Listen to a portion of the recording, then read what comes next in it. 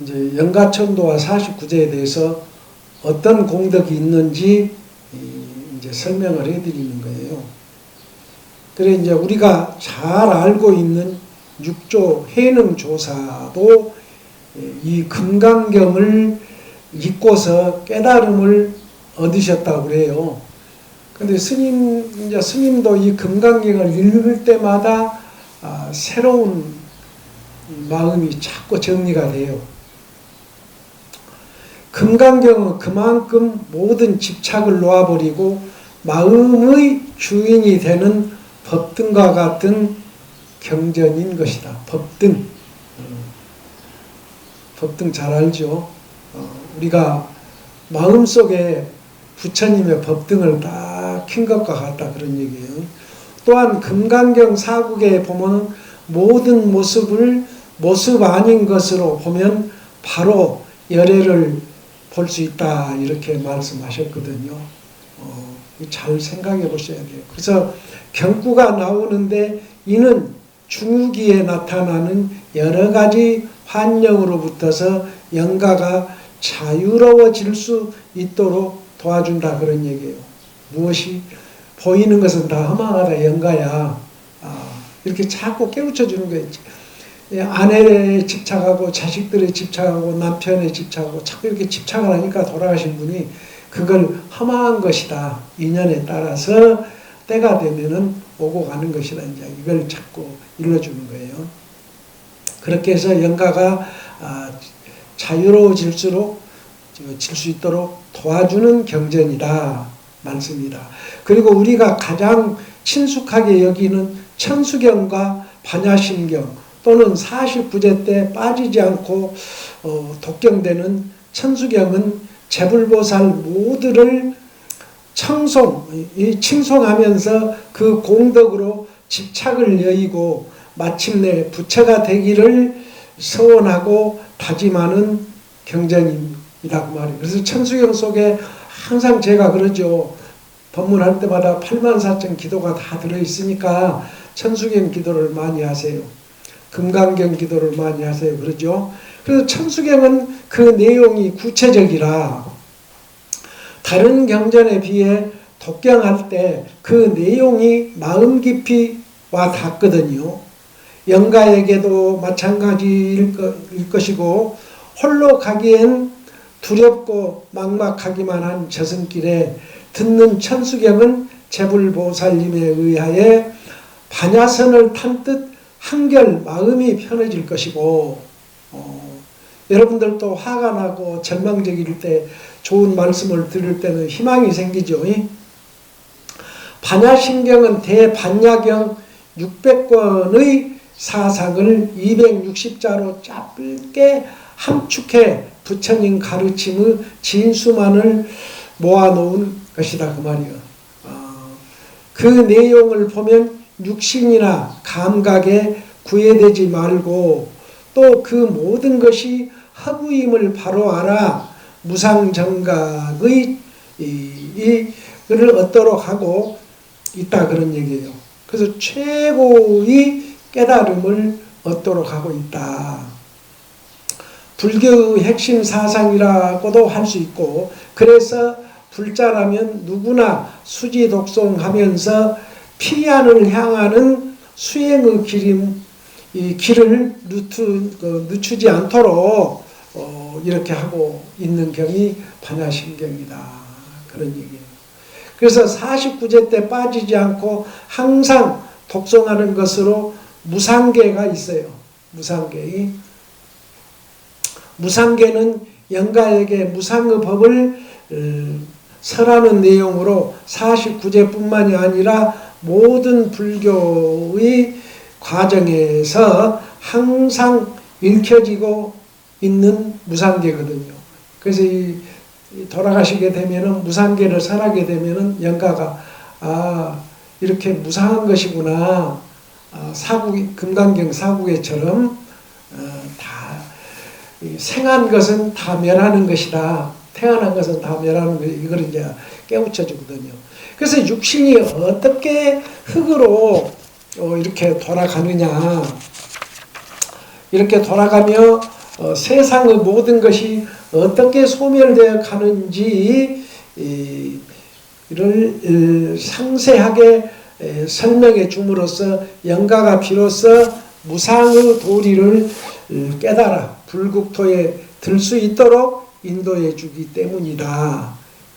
여러분들이 부모님의 그 말씀을 듣고 자랄 때 좋은 것도 귀에 들어가잖아요. 그래서 그걸 보고 배우잖아요. 무상계란 열반에 들어가는 문이요 고통의 세계를 뛰어넘는 문이다라는 첫 구절이 말해주듯이 무상을 바로 아는 것이 깨달음을 이루는 길임을 영가와 남아있는 우리 모두가 깊이 되새겨야 할 것이라 그런 얘기예요. 무상 없을 무자 모든 것은 무상한 것이다. 그래서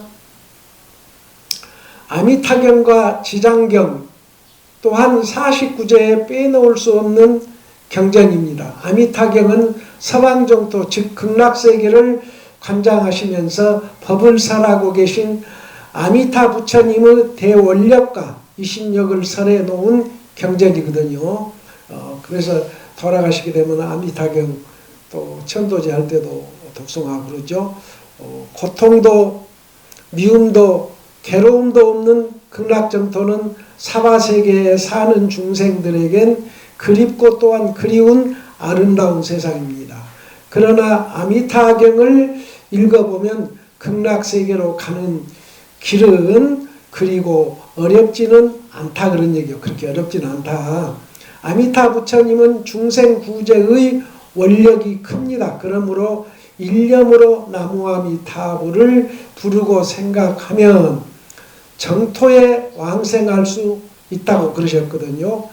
그래서 임종자에게나 영가에게 아미타불을 염송하게 하는 이유도 바로 여기에 있다 그런 얘기예요.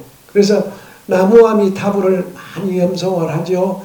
우리가 살아생전에 아미타불을 많이 독송을 하게 되면은 여러분들이 아시다시피 가시는 날을 알고 시간을 알고 그런 분 계시잖아요. 그래서 세상을 정리하면서 일어나는 복잡한 마음을 오로지 아미타불께 의지할 수만 있다면 누구라도 왕생 극락할 수 있는 것이다 그런 얘기예요. 그것이 바로 아미타 부처님의 원력이며 서원이다. 그러나 이 또한 갑작스럽게 아미타불을 염송하고 입에서 술술 나오지 않는다 그런 얘기예요. 여러분들 아미타불 나이 드신 분들 많이 염송하라고 잘 안 하잖아요. 그래서 매 순간 틈틈이 계속해서 아미타불을 생각하고 염원해야 삼매에 들듯이 아미타불과 하나가 될 수 있기 때문이다. 모쪼록 영가의 가족과 친지들을 영가가 다른 환영에 끄달리지 않도록 49일 동안 정성을 다해 들려줘야 한다 그런 얘기예요. 그래서 이제 여기 참석하신 분 이제 남편이 돌아가셨지만 아미타불을 가족이 열심히 염송해 드려야 돼요. 열심히.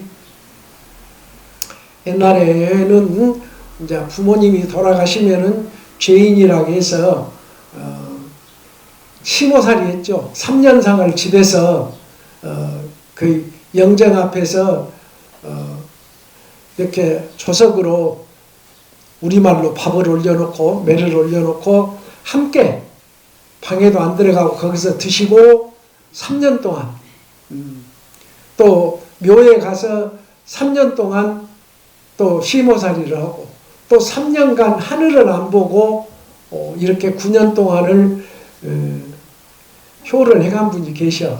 우리 집안에도 계셔요. 그래서 효자비도 마을 앞에 있고 그러죠. 그래서 효자는 대대로 효자예요. 그래서 이렇게까지는 못할 망정 돌아가신 분을 위해서 그냥 아미타불을 3년간이라도 독성을 못해 줬어야 되겠는가 그런 말씀이에요.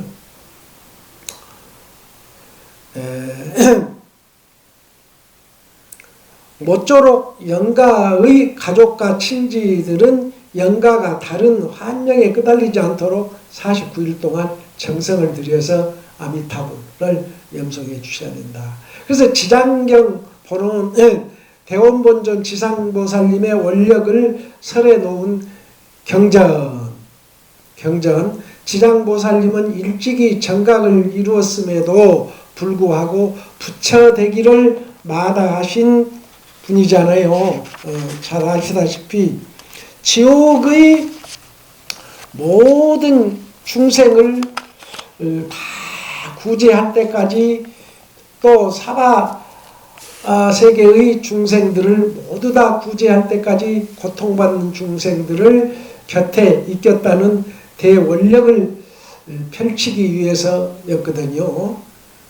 그래서 지장보살님께 귀 참여하면 그동안 쌓은 크고 작은 모든 업이 지장보살님의 원력으로 소멸된다고 이렇게 말씀하셨죠.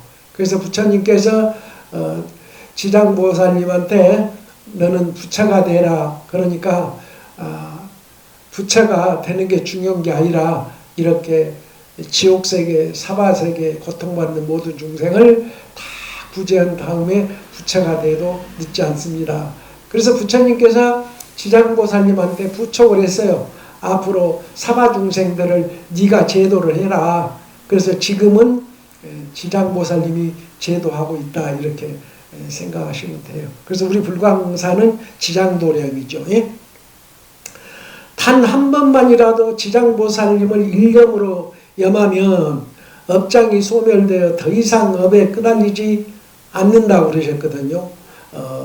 업이 두터운 영가는 중음신으로 떠돌면서 무섭고 험악한 한령 때문에 큰 괴로움을 겪게 되는데 이럴 때 지장보살님께 의지하게 해준다면 영가의 업장은 소멸되어 바른 길로 나아가게 된다 그러셨어요. 그래서 이외에도 법성계를 비롯해 법화경, 원각경 등 다른 대승경전도 영가에게 들려주면 좋다. 그리고 3000일 동안 영가를 위해 광명지는 오마모카 바기로차나 마무드라마니마 파드마치바라 프라바르타야훈 광명지는 아시잖아요. 광명진언을 3000일 동안을 애우는 것도 좋은데 광명진언은 부처님의 지혜와 자비의 힘으로 영가가 좋은 인연을 맺도록 하는 신령스러운 힘이 있다고 이렇게 말씀을 하셨어요. 그래서 49제를 맞아 이와 같이 여러 가지 경전을 읽어주는 것은 영가의 바른 천도를 위해서이고 어느 경전이 더 좋다 나쁘다 할 것 없이 모두 영가에게는 법등 진리의 등불의 역할을 해준다 그런 얘기입니다.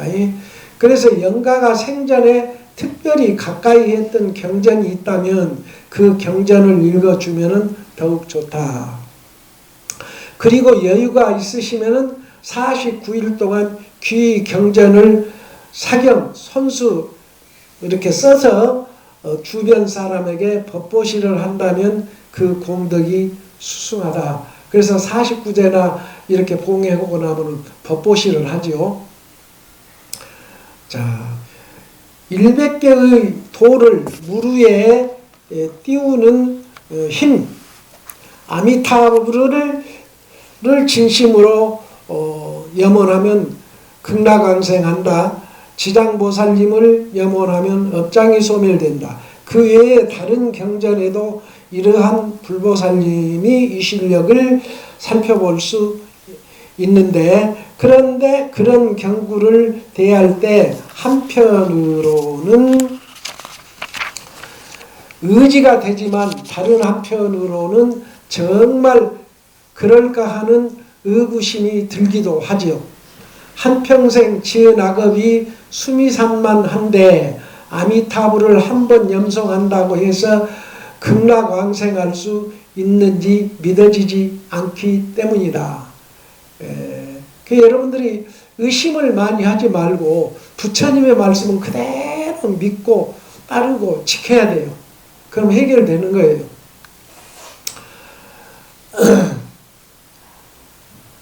밀린다 왕문경에 보면은 밀린다 왕과 수행자 나가세나와의 흥미로운 대화가 나오죠. 밀린다 왕이 어느 날 수행자 나가나세나 스님에게 여쭈었어요. 스님, 이 세상에 있으면서 100년 동안 악행을 한 사람이라도 임종시에 연부를 하면은 죽은 후 천상에 태어난다고 하였습니다. 그러나 저는 이 말을 믿지 않습니다. 여러분들이 믿지 않기 때문에 신심이 떨어지는 거예요. 믿으면은 푹 빠지는 거예요. 그 부처님 말씀에 푹 빠져버려야 돼요. 그러면 모든 소원이 다 이루어진다고 그랬어요. 믿지 않기 때문에 소원이 빨리 안 이루어진다. 거기에 대해 나가세나 스님은 이렇게 대답하고 있어요. 왕이시여, 조약돌 한 개라도 물 위에 올려놓으면 가라앉습니다. 그러나 100개의 돌이라도 배 위에 올려놓으면 가라앉지 않고 물 위에 뜹니다. 부처님을 염원하는 것은 바로 100개의 돌을 뜨게 하는 배와 같다. 이 반야용성이라고 그러죠. 반야용성. 그러나 한 개라도 가라앉는 돌은 100개라도 뜨게 만드는 배, 부처님은 이러한 배와 같다는 얘기다, 그런 얘기예요. 그러니까 이 부처님의 이신력을 믿어야죠. 믿어야 돼. 그러니 설사 그 업이 수미산만큼 두터운 영가라도 진심으로 연부를 한다면 반드시 천도될 수 있음을 말하고 있는 것이에요. 그래서 지장경에도 보면은 죄를 많이 지은 어미를 찾아 한 바라문녀가 지옥을 찾아가는 대목이 나오죠. 지장경 읽어보면 지옥으로 들어선 바라문녀 앞에는 이루 형언할 수 없는 끔찍한 환영이 나타났죠. 이때 바라문녀는 환영에 끄달리지 않고 연불로서 두려운 마음을 씻어내는 대목이 나오죠. 그만큼 연불의 공덕은 크다고 할 수 있죠. 물론 저력으로 수행, 정진해서 깨달음을 얻는다면 가장 좋죠. 그러나 우리네 마음이란 늘 흔들리고 정처없는 방황을 거듭하는 타라.